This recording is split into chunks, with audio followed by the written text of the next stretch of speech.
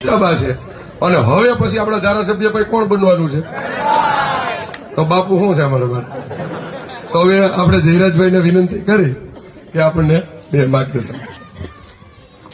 આજનો દિવસ તો સમગ્ર હિન્દુસ્તાન માટે નહીં, ભારત દેશ માટે નહીં, પણ ભારતીયો જ્યાં જ્યાં વસે છે ત્યાં આજનો કંઈક માહોલ અલગ જ છે. આજનું પાનું ઇતિહાસમાં, આજની તારીખનું, આજના દિવસનું ઇતિહાસની અંદર જે આપણો લેખ લખાણો છે, આ ભૂતો અને ભવિષ્ય